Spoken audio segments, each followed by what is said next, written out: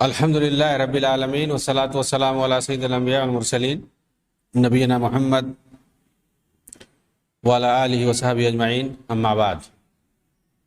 محترم ناظرین کرام، احباب گرامی، دیگر سامعین، اخوان المسلمون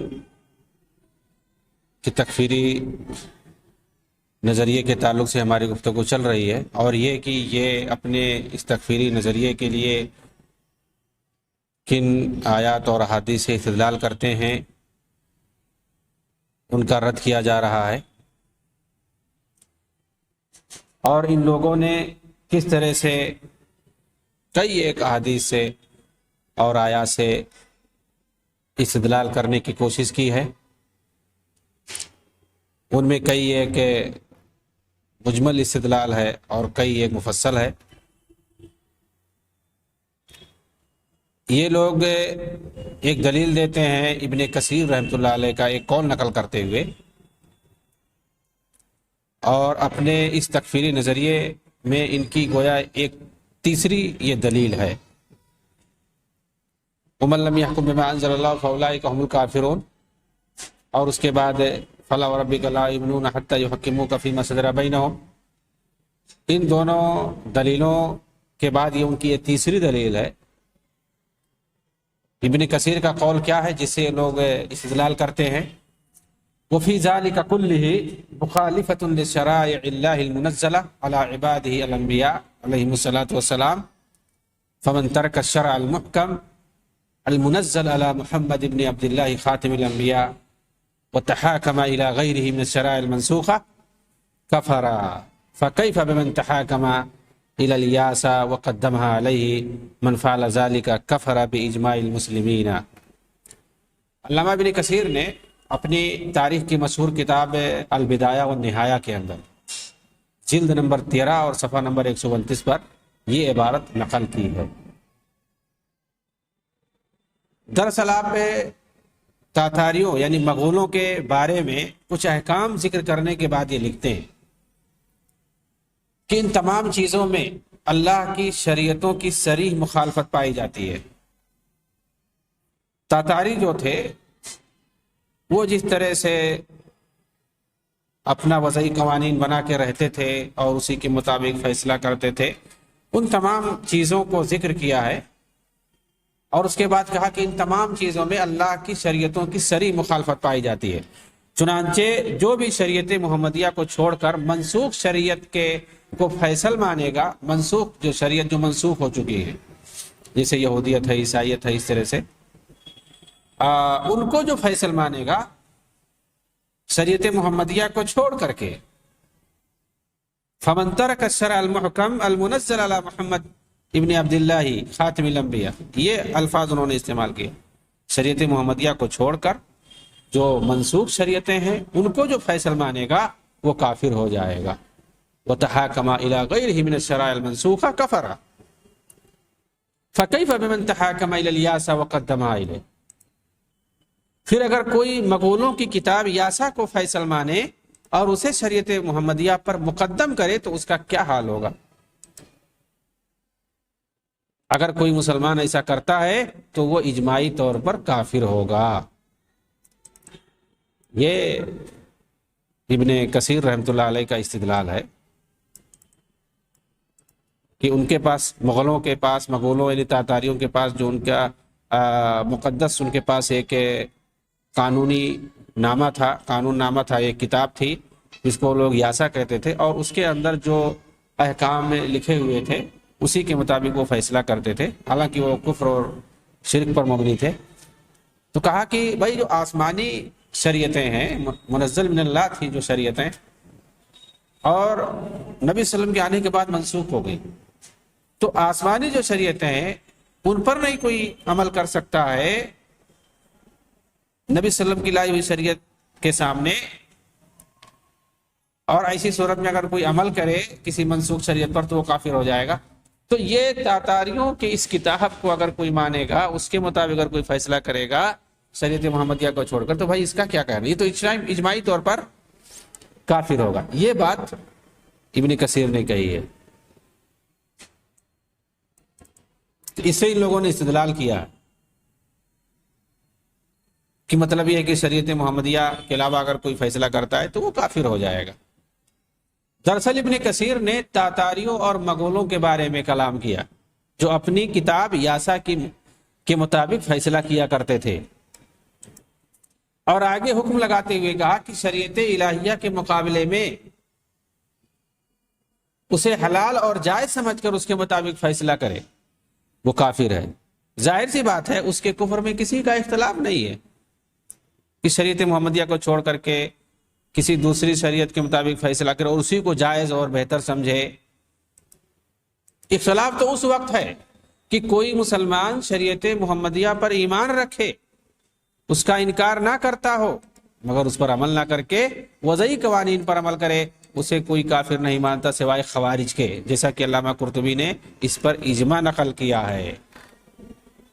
چنانچہ یہاں یہی کہا جائے گا کہ انہیں کافر اس لیے کہا گیا کہ وہ شریعت الہیہ کے مقابلے میں اسے جائز اور اولا سمجھتے تھے، اپنی کتاب یاسا کو، لیکن اگر کوئی وضعی قوانین کے مطابق فیصلہ کرتا ہے، ساتھ ہی یہ اعتقاد رکھتا ہے کہ اللہ کا فیصلہ ہی واجب ہے، وہی بہتر ہے، تو ایسا شخص گنہگار ضرور ہوگا مگر کافر نہیں ہوگا، جیسا کہ ابن عباس نے کہا ہے اذا جحد الحاکم حکم اللہ فهو الکافر واذا لم یجحد فهو فاسق، کہ حاکم اگر اللہ کے فیصلے کا انکار کرے تو وہ کافر ہے، لیکن اگر انکار نہ کرے تو وہ فاسق ہے۔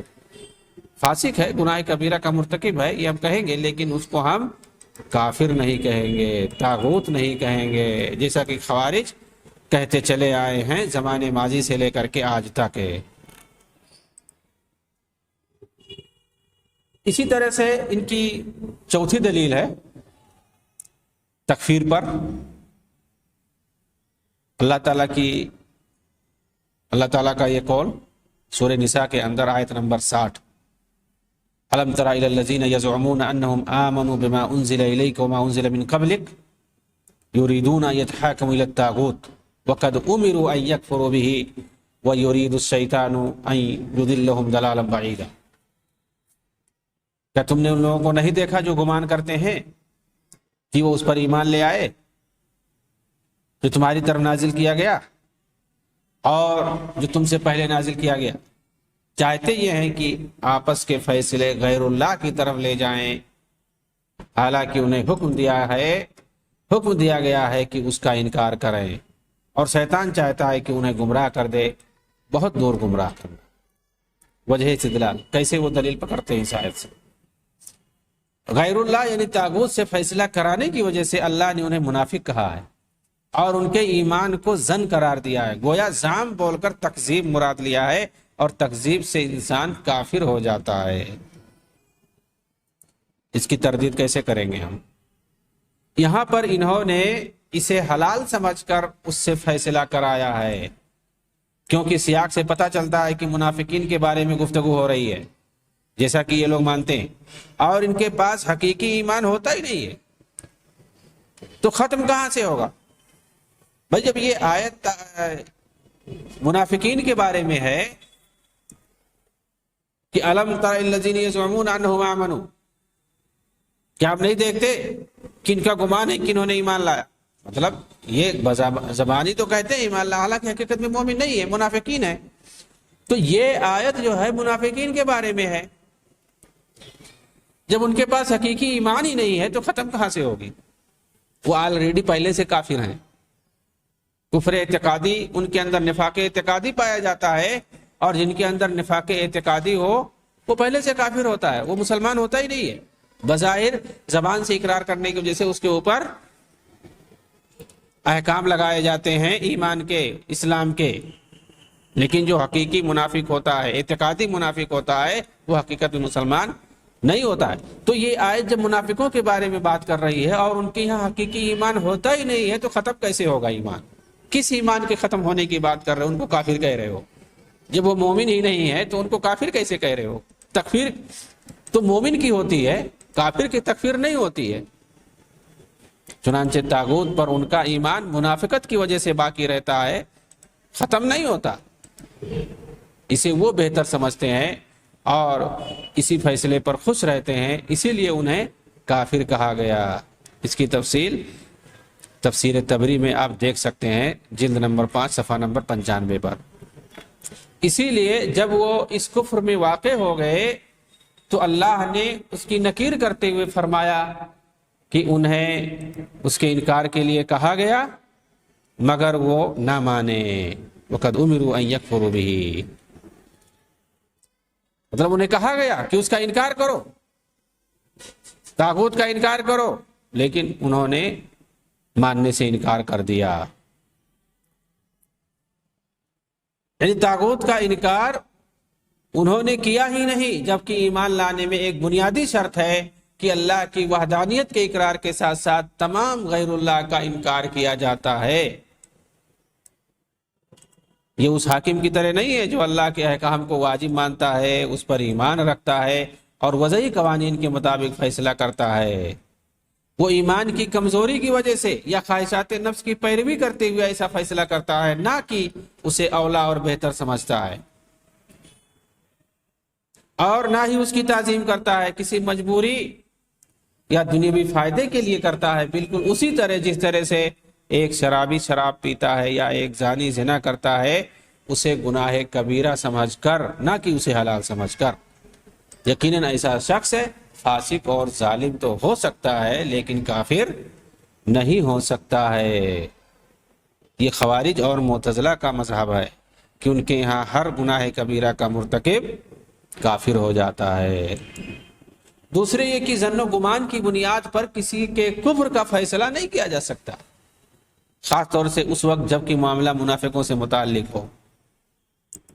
مزید یہ کہ یہاں ہم یہ بھی کہہ سکتے ہیں کہ شریعت الہی چھوڑ کر وضعی قوانین کی بنیاد پر فیصلہ کروانا یہ منافقین کی صفت ہے جو اللہ کے نزدیک ناپسندیدہ عمل ہے، اور اس میں کفار و منافقین کی مشابہت لازم آتی ہے، اور ایسی مشابہتوں سے کفر لازم نہیں آتا، جیسا کہ حدیث میں آتا ہے من تشبہ بقوم فہو منہم۔ اور ظاہر ہے مشابہت اختیار کرنے سے آدمی کافر نہیں ہو جاتا، گرچہ وہ گناہ کبیرہ کا ارتکاب کر رہا ہوتا ہے لیکن کافر نہیں ہو جاتا۔ شریعت کے اندر یہ ایک منع کردہ اور عند اللہ معیوب چیز ہے اور ایک ناپسندیدہ عمل ہے، لیکن بہرحال یہ کفر کا تقاضا نہیں کرتا۔ کافر آپ نہیں کہہ سکتے کہ من تشبہ بقوم فہو منہم جو ہے یہ کفر پر دلالت کرتی ہے، یہ دلیل ایسا نہیں ہے۔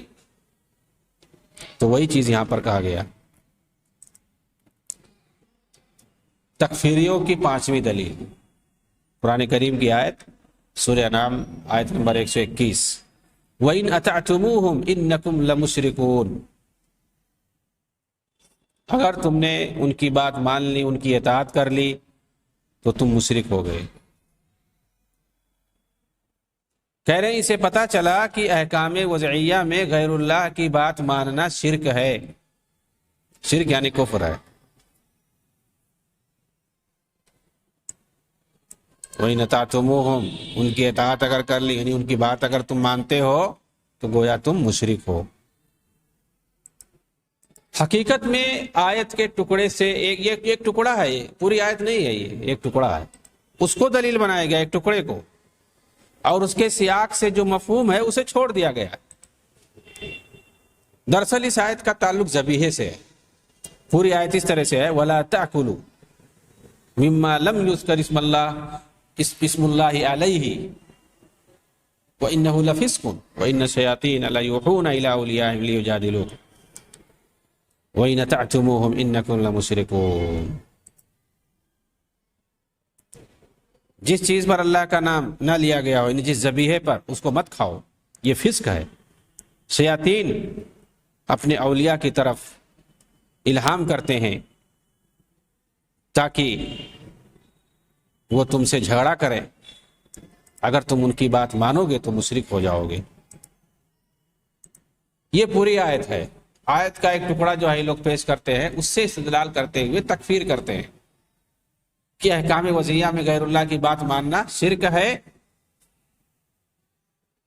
اس لیے جو ہے آدمی کافر ہو جائے گا، جبکہ پوری آیت سے پتہ چل رہا ہے کہ یہ اس کا تعلق ذبیحے سے ہے۔ اور اس کا شان نزول بھی ہے، جیسا کہ سنن ترمذی کے اندر ابن عباس رضی اللہ تعالیٰ عنہما سے مروی ہے، جسے علامہ البانی نے صحیح کہا ہے۔ عن ابن عباس فی قولہ تعالی وَإِنَّ الشَّيَاطِينَ لَيُوحُونَ إِلَىٰ أَوْلِيَائِهِمْ يَقُولُونَ مَا ذُبِحَ لِلَّهِ فَلَا تَأْكُلُوا وَمَا ذَبَحْتُمْ أَنْتُمْ فَكُلُوا فَأَنزَلَ اللَّهُ تَعَالَى وَلَا تَأْكُلُوا۔ کہتے ہیں کہ ابن عباس رضی اللہ تعالیٰ عنہما سے مروی ہے اس آیت کے بارے میں کہ شیطان اپنے اولیاء کی طرف الہام کرتے ہیں، یقولون یعنی کہتے ہیں ما ذبح للہ فلا تاکلوا، اللہ کے لیے جو ذبح کیا گیا اس کو نہ کھاؤ، وما ذبحتم انتم فکلوا، اللہ وما ذبح اللہ، جو اللہ نے جس کو ذبح کیا ہو اس کو نہ کھاؤ، اور جس کو تم نے ذبح کیا اس کو کھاؤ۔ تو اللہ نے یہ اتارا ولا تاکلوا مما لم یذکر اسم اللہ علیہ، مما لم یذکر اسم اللہ علیہ، اور نہ کھاؤ اس ذبیحہ کو جس پر اللہ کا نام نہ لیا گیا ہو۔ آگے پوری آیت اس طرح سے ہے وَإِنَّهُ لَفِسْقٌ وَإِنَّ الشَّيَاطِينَ لَيُوحُونَ إِلَىٰ أَوْلِيَائِهِمْ لِيُجَادِلُوكُمْ۔ تو اس پوری آیت سے کیا معلوم ہوا کہ یہاں وضعی قوانین کے مطابق فیصلہ کرنے کا کوئی مسئلہ نہیں ہے، بلکہ شرک میں شیاطین کی پیروی کرنے کی وجہ سے انہیں مشرک کہا گیا ہے، کیونکہ انہوں نے ایمان لانے سے انکار کیا اور اپنی خواہش سے اپنے نفس کو معبود بنا لیا۔ مزید اس آیت کے بارے میں جا کر تفسیر کی کتابوں میں دیکھیں کہ مفسرین نے کیا لکھا ہے اور اس سے کیا استنباط کیا ہے، پتہ چلے گا حقیقت کیا ہے۔ چنانچہ علامہ واحدی لکھتے ہیں اس آیت کے بارے میں وَالشِّرْكُ اسْتِحْلَالُ الذَّبِیحَہ، کہ یہاں جو کہا گیا ہے اِنَّکُمْ لَمُشْرِکُونَ، تم لوگ مشرک ہو، تو یہاں شرک سے کیا مراد ہے؟ علامہ واحدی لکھتے ہیں کہ یہاں شرک سے مراد ایسے ذبیحے کو حلال سمجھنا ہے جس پر اللہ کا نام نہ لیا گیا ہو۔ یہاں اس آیت میں شرک سے مراد کیا ہے؟ یہ لوگ جو ہے کہاں سے کہاں معنی گھما رہے ہیں۔ علامہ واحدی کہہ رہے ہیں کہ یہاں شرک سے مراد ایسے ذبیحے کو حلال سمجھنا ہے جس پر اللہ کا نام نہ لیا گیا ہو۔ وَإِنْ أَطَعْتُمُوهُمْ یعنی فی استحلال المیتہ انکم لمشرکون، اور اللہ کا قول اور اگر ان شیاطین غیر اللہ کی اطاعت کرو گے یعنی مردار کو حلال سمجھنے میں تو یقیناً تم بھی مشرک ہو جاؤ گے۔ جیسے مردار کو حلال سمجھتے ہیں وہ لوگ، تم بھی اگر ان کی بات مانو گے تم بھی حلال سمجھو گے۔ ظاہر سی بات ہے حلال سمجھنے والا جس کو اللہ نے حرام کر دیا اس کو کوئی حلال سمجھ لے، اور جس کو اللہ نے حلال کر دیا اس کو کوئی حرام سمجھ لے مسلمان، تو ظاہر سی بات ہے وہ کافر ہو جائے گا، جس طرح سے کافر سمجھتے ہیں۔ اور زجاج نے کہا اس آیت کے اندر اس بات کی دلیل ہے کہ جو بھی اللہ کی حرام کردہ چیز کو حلال اور حلال کردہ چیز کو حرام سمجھے وہ مشرک۔ تو یہاں جو بات ہے اس آیت کے اندر ذبیحے کے تعلق سے ہے کہ اللہ نے جس چیز کو حرام کر دیا اگر کوئی اس کو حلال سمجھ رہا ہے، اور جس چیز کو اللہ نے حرام کر دیا اس کو حلال سمجھ رہا ہے، ظاہر سی بات ہے وہ شیطان کی بات مان رہا ہے، اور ایسی صورت میں وہ مشرک اور کافر ہو جائے گا۔ کیونکہ اللہ کے حلال کردہ چیزوں کو اگر کوئی حرام سمجھ رہا ہے اور حرام کردہ چیزوں کو حلال سمجھ رہا ہے، جیسے کہ مردہ کو کھانے کو اللہ نے حرام کیا اگر کوئی اس کو حلال سمجھے، جس پر اللہ کا نام نہیں لیا گیا ہے اس کو کھانے سے منع کیا گیا ہے، اور اگر اس کو کھانا کوئی جائز سمجھے حلال سمجھے جیسا کہ شیطان چاہتا ہے، تو ظاہر سی بات ہے اس کی اطاعت ہوگی، اس کی بات مانی جائے گی، اور ایسی صورت میں وہ مشرک ہو جائے گا۔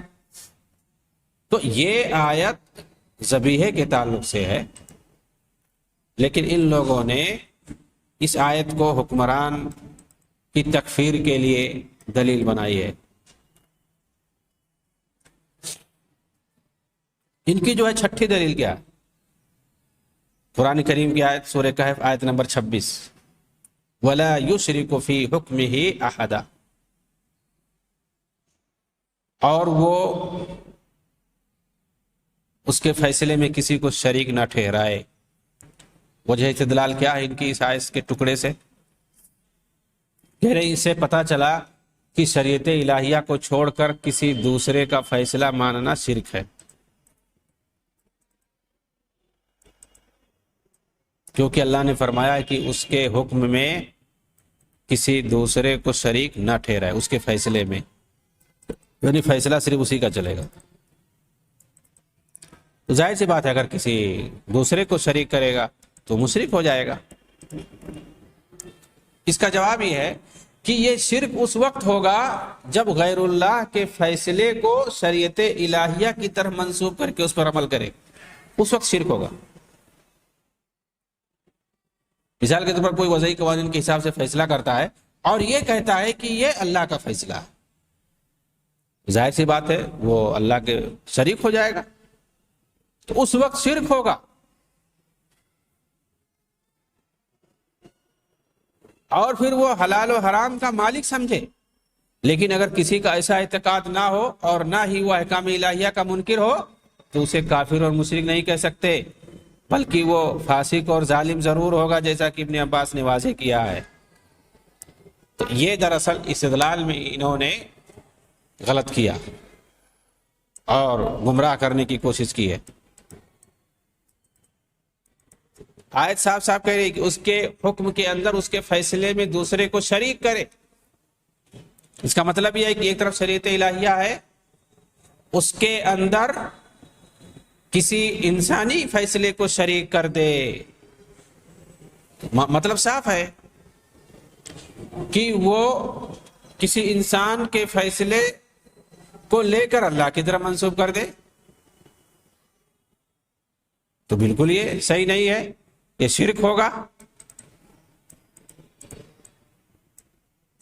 ابن کثیر نے اس آیت کے تحت تفسیر کرتے ہوئے لکھا ہے وَقَوْلُهُ مَا لَهُم مِّن دُونِهِ مِّن وَلِيٍّ وَلَا يُشْرِكُ فِي حُكْمِهِ أَحَدًا، یہ جو آیت ہے پوری آیت، اس کے بارے میں یہ کہتے ہیں کہ آیت کریمہ کا مطلب یہ ہے اللہ تعالیٰ ہی کائنات کی تمام چیزوں کا مالک ہے۔ یہ جس آیت سے یہ لوگ استدلال کرتے ہیں اس آیت کا مفہوم کیا ہے، حقیقی مفہوم کیا ہے؟ اللہ تعالیٰ ہی تمام کائنات کی تمام چیزوں کا مالک ہے، اس کے کسی بھی فیصلے پر کوئی اعتراض نہیں کر سکتا۔ لا معقب لحکمہ، اس کا کوئی وزیر ہے، نہ کوئی مددگار ہے، نہ کوئی شریک ہے، نہ کوئی مشیر ہے، اس کی ذات بلند ہے اور پاک ہے۔ لیس لہ وزیر ولا نصیر ولا شریک ولا مشیر،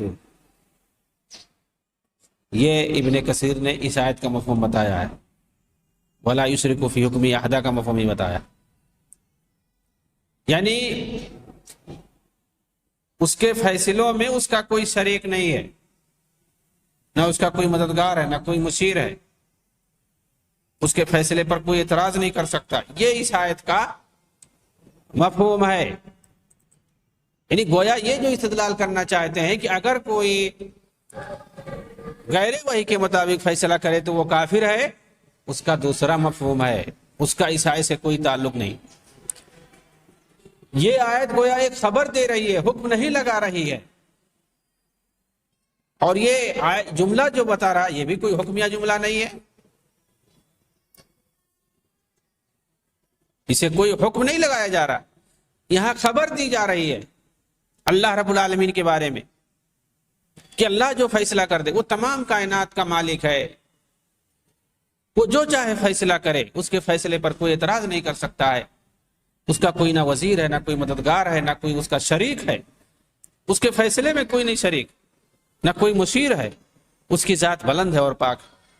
یہ خبر دی جا رہی ہے اللہ رب العالمین کی عظمت کے تعلق سے، یہاں پر کسی پر کوئی حکم نہیں لگایا جا رہا۔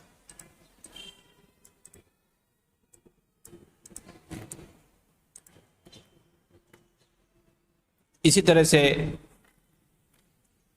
ان لوگوں کے پاس ایک ساتویں دلیل ہے، قرآن کریم کی آیت سورہ یوسف کی آیت نمبر 40، ان الحکم الا للہ امر الا تعبدوا الا ایاہ، حکم اللہ کے سوا کسی کا نہیں، اس نے حکم دیا ہے کہ اس کے سوا اور کسی کی عبادت مت کرو۔ وجہ استدلال، کیسے استدلال کرتے ہیں اس آیت سے؟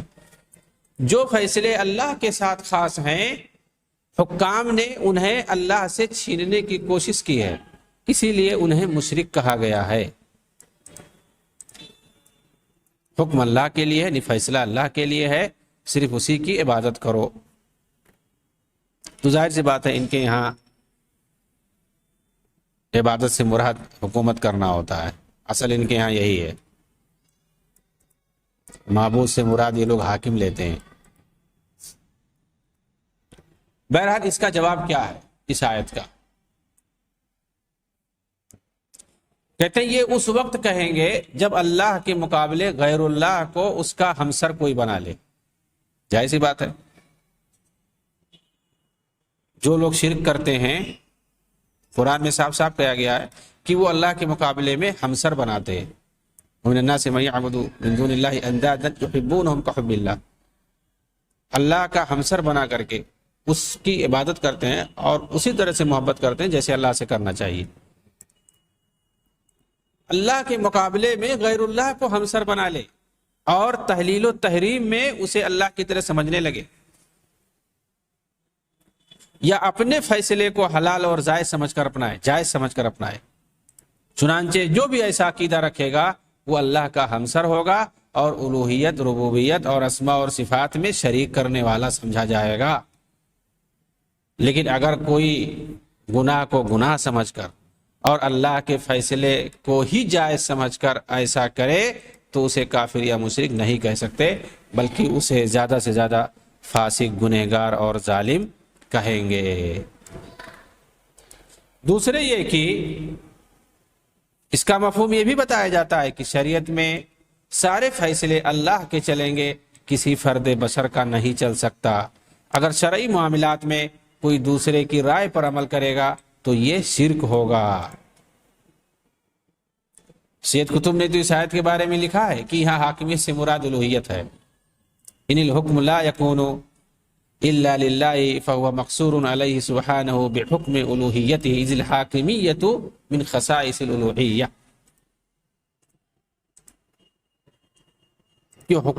حاکمیت جو ہے یہ الوہیت کی خصوصیت ہے، الوہیت کی خصوصیت ہے، یعنی جو معبود ہوتا ہے وہ حاکم ہوتا ہے، یہ ضروری ہے۔ تو ان کے یہاں اصل جو ہے حاکمیت ہے سب سے پہلے، اور اس کے بعد ساری چیزیں ضمناً آئیں گی، جو بھی چیزیں ہیں۔ تو اس طرح سے اس آیت سے بھی ان کا استدلال کرنا صحیح نہیں ہے، کیونکہ جب تک کوئی بندہ غیر اللہ کو اللہ کا ہمسر نہ مان کر اور اس کے تحلیل و تحریم، اسے تحلیل و تحریم کا مالک نہ سمجھ لے کہ وہ جو فیصلہ کرے، کسی چیز کو حلال کرے تو حلال سمجھے، کسی چیز کو حرام کرے تو اسے حرام سمجھ لے، جب تک یہ عقیدہ نہیں رکھے گا تب تک وہ کافر نہیں ہو سکتا ہے۔ ظاہر سی بات ہے، ایسی صورت میں کوئی نہیں کہہ سکتا ہے کہ وہ بندہ کافر ہے، اور جب ایسا نہیں ہے تو پھر اس آیت سے استدلال ہم نہیں کر سکتے اور اس کو لے جا کر کے تکفیر پر فٹ کر دے۔ چنانچہ آپ ایک عمومی چیز دیکھیں گے کہ وہ ساری دلیلیں جن سے فسق و فجور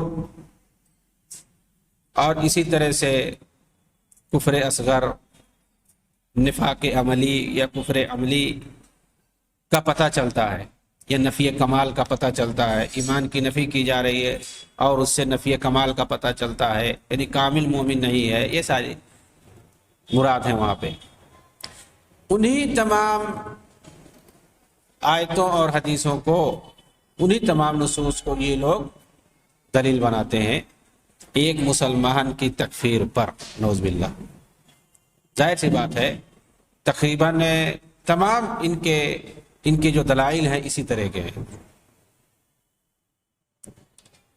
کہ جن سے گناہ کبیرہ کا پتہ چلتا ہے،